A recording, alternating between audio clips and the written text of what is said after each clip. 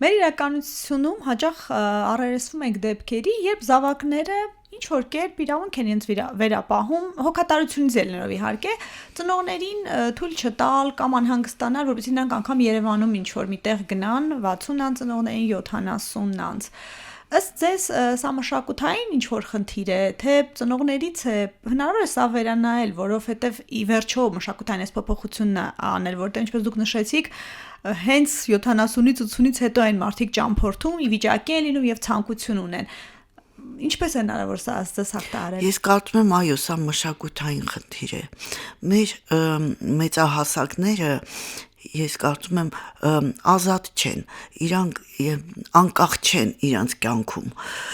Բոլորը պատկերացնում են այսպես, որ պետք է գա ժամանակ եւ ես բարվեմ թորներով, ընտանիքով, միայն թորներով եւ ընտանիքով։ Չեմ կարծում, որ դա ճիշտ է։ Առաջի հերթին մեր տարիքի մարդկանց անկախությունն է ամենակարևորը եւ դա է մենք ինչ պիտի վաստակենք երիտասարդ տարիներում լինի անկախություն էմոցիոնալ, ֆիզիկական, ֆինանսական եւ շատ ուրիշ տեսակների օրինակ ասենք թե առողջական անկախությունը, ֆիզիկական անկախությունը ուրեմն մենք պետք է երիտասարդ տարիներից ապրենք առողջ ապրելակերպով, որ հետո մեծ հասակում երեխաներին ոնց որ ասում են բեռ չդառնանք եւ կարողանանք եւ ճանապարհենք եւ աշխատենք։ Նույն բանը մնացած բան է,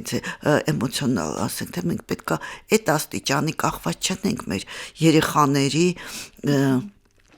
ցանկություններից, այս տարիքից ինչ որ հաճույքներ։ Եվ երբ որ երիտասարդները չեն թույլ, իհարկե իրանք մտածում են հանգած մի բան չպատահի, բայց ի վերջով դա մեր կյանքն է։ Պետք է մենք փոքրուց իրանք սովորացնենք, որ մենք մեր կյանքով մենք ունենք մեր հնարավորությունները, մեր կյանքի իրավունքները տնօրինելու, այո, մեր ժամանակը մանավանդ այս տարիքում եւ հակառակը երեխաներին միգուցե պետք է ավելի շատ անկախություն տալ փոքր տարիքից, դա է մեզ պակասում։ Եթե մենք իրանց պահում ենք լրիվ մեր հսկողության տակ, իրանք է որ մեծանում են, մեզ փորձում են իրանց հսկողության տակ պահել։ Այդ ծնողներից անջատվելու գործոնն է, որ Այո, արտասահմանում այդպես բան չկա, իրանք շատ ավելի իրարից ազատ են։ Չի նշանակում, որ չեն սիրում, չեն հարգում, ոչ, ուղղակի թողում են, որ ապրեք։ Ինչ է հարկավոր 60-ից 65-ից հետո հայ մարդուն անկախ մասնագիտությունից։ Անկախ մասնագիտությունից, այդպես են ասում, որ ծերությունը կամ մեծ հասակ ասեմ ծերությունը ինչ որ են բառը, չի։ Մենք ասում ենք ավակ սերունդը, ավակ սերունդի հասանելի կյանքը մենք ստանում ենք երիտասարդ տարիքում, այսինքն մենք վաստակում ենք դա երիտասարդ տարիքում։ Ես մեկ պատկերացնում եմ, ինչ կասեի ես հիմա մեր երիտասարդներին, ինչ անեք, որ հետո մեծ հասակում դուք վայելեք ձեր կյանքը, հա, այդպես։ Առաջի հերթին իհարկե փորձեք վաստակեք այդ անկախությունը։ Այսինքն վատներ ժամանակը անպետք բաների վրա, օրինակ անպետք կապերի վրա մարդկանց հետ։ Մենք շատ մարդկանց հետ հարաբերություններ ենք ունենում եւ հետո ժամանակ անց դրանք բոլորը ծրվում են, գնում են եւ պարզվում է, որ մենք ուղղակի ժամանակ կորցրեցինք, պետք չէր։ Ուշադիր լինել այդ դրա հետ։ Շփումների հետ, այո։ Իհարկե մենք պետք է անպայման գիտելիք ինչքան հնարավոր է։ Ոչ միայն ուղղակի գիտելիք, որպես այդպես լցնենք մեր մեջ, այ հասկանալով, մտածելով, վերլուծելով, ինձ թվում է առաջի թերությունը մեր մոտ մեզ երիտասարդների մոտ ես նաև հիմա դասավանդում եմ դրա համար եմ ասում։ Հա, այն է որ ամեն ինչ շատ մակերեսային է, մի քիչ խորը լինենք, այդ մենք ամեն ինչ անում ենք ապագայի համար, երիտասարդ տարիքում մենք անում ենք, որ հետո եւ ֆինանսապես կախված չնենք մեր երեխաներից եւ էմոցիոնալ ամեն ձևի կախված չնենք եւ ասում են, որ մարդիկ 4-5 տարի մեկ կտրուկ փոխվում են։ այդ գիտնականներն են այդպես գտե, որ մարդը շատ հաճախ իհարկե հիմնական բաները միգուցե չեն փոխվում մարդու բնավորությունը, բայց շատ բաներ փոխվում են եւ մենք ասենք թե չվախենանք այդ փոփոխություններից, անդադ փոփոխվենք, հա դե ինչ անենք, հիմա մեր մարմինը փոխվում է միգուցե դա ինչ որ ձևի կանդրադառնա մեր մտածելակերպի վրա, մի քիչ կփոփոխվենք, չվախենանք դրանից, համակերպվենք դրա հետ, չվախենանք մեր տարիքից, ասենք թե կան չեմ հասկանում ինչ են ասում, մի ասա քո տարիքը, դու կին ես, պետք չի տարիքը ասել, ինչ զարմանալի բան է դա։ Տարիքը ոչ մի դեպքում խոչընդոտ չէ։ Տարիքը խոչընդոտ չէ ոչ մի դեպքում, կարևորը որ փորձես այդ տարիքում լինես առողջ եւ հետաքրքրասեր։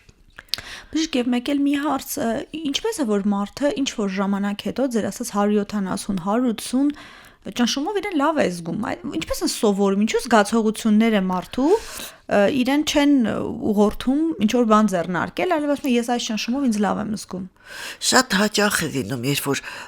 օրգանիզմը որոշ ժամանակ կոմպենսացնում է այդ վիճակը։ Շատերի մոտ ոչ գլխացավ է լինում, ոչ մի տհաճ զգացողություն չի լինում։ Մեկ-մեկ լինում է գալիս են 170 ճնշումով, ընդամենը մի փոքր ծանրություն գլխի մեջ։ Կարող է չզգան նույնիսկ, որ իրանք հիպերտոնիկ կրիզ են տանում, բարձր ճնշում ունեն։